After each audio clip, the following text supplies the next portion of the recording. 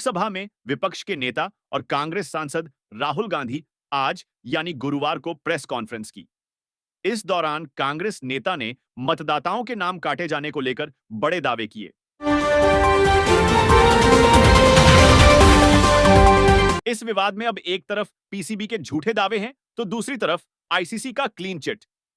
फिलहाल मामला और उलझता दिख रहा है क्योंकि पाकिस्तान इसे कोड ऑफ कंडक्ट का उल्लंघन बता रहा है, जबकि आईसीसी इसे सिर्फ मिसकम्युनिकेशन मान रहा है।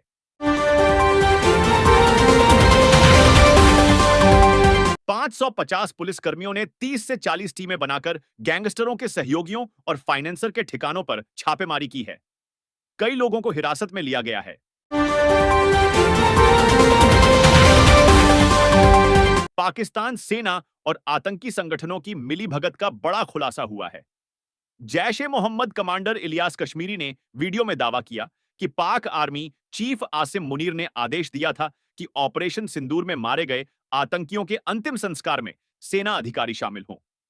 वहीं लश्कर कमांडर सैफुल्लाह कसूरी ने भारत को धमकी देते हुए पाकिस्तान सरकार और सेना से मिली फंडिंग का खुलासा किया। प्रदेश के कई भागों में बारिश लगातार जारी है। पूरी रात बारिश के बाद बिलासपुर शहर में जनजीवन बुरी तरह से प्रभावित हो गया है।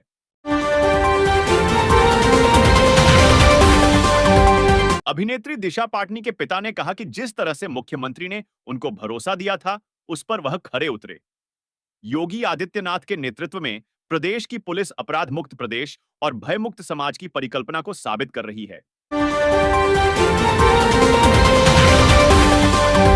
संयुक्त राष्ट्र सुरक्षा परिषद की बैठक में भारत ने कहा कि पाकिस्तान समर्थित आतंकी संगठन लश्कर-ए-तैयबा और जैश-ए-मोहम्मद को अफगानिस्तान की जमीन का इस्तेमाल बंद करना होगा। भारत ने आतंकवाद से लड़ाई में वैश्विक सहयोग पर जोर देते हुए मानवीय सहायता और विकास परियोजनाओं की जानकारी दी। भारत ने दोहराया कि उसकी प्राथमिकता अफगानिस्तान में शांति, स्थिरता और लोगों की बुनियादी जरूरतों को पूरा करना है। दिल्ली के थाना मंदिर मार्ग इलाके में दिल्ली पुलिस की एक पीसीआर वैन का सड़क हादसा हुआ है। हादसे में एक व्यक्ति की मौत हो गई। सुबह के कॉलेजों में सुबह 8:30 बजे से मतदान शुरू होकर दोपहर 1 बजे तक चलेगा। वहीं सांध्य कॉलेजों में दोपहर 3 बजे से शुरू होगा और रात 7:30 बजे तक चलेगा।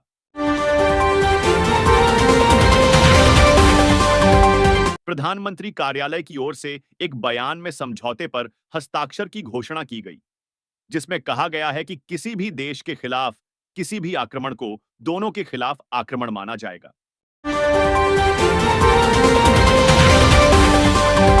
फायरिंग की जिम्मेदारी गोल्डी बरार गिरोह ने ली थी।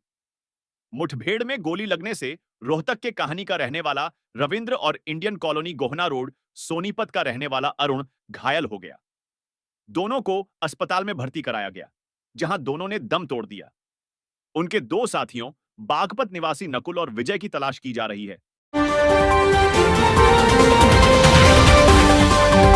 Centre for strategic and international studies (CSIS), जो कि एक गैर लाभकारी नीति अनुसंधान संगठन है, उसने एंटीफा को अतिवामपंथी उग्रवादियों का एक विकेंद्रीकृत नेटवर्क बताया है जो उन लोगों का विरोध करते हैं जिन्हें वे फांसीवादी, नस्लवादी या दक्षिणपंथी अतिवादी मानते हैं।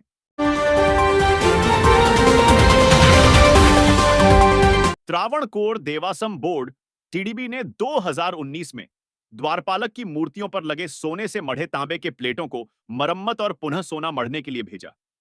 गौरतलब है कि मूर्तियों को भेजने के लिए विशेष आयुक्त या न्यायालय से मंजूरी भी नहीं ली गई थी। मैसूर दशहरे का उद्घाटन करने का न्योता देने पर विवाद गहराया है। भाजपा और अन्य याचिकाकर्ताओं ने इसे धार्मिक भावनाओं से जुड़ा मुद्दा बताया। कर्नाटक हाई कोर्ट ने याचिकाएं खारिज की थीं, लेकिन अब मामला सुप्रीम कोर्ट पहुंचा है। सऊदी अरब की राजधानी रियाद के यमामा पैलेस में हुई बैठक में पाकिस्तानी पीएम शहबाज शरीफ और सऊदी अरब के युवराज मोहम्मद बिन सलमान ने रक्षा समझौते पर हस्ताक्षर किए।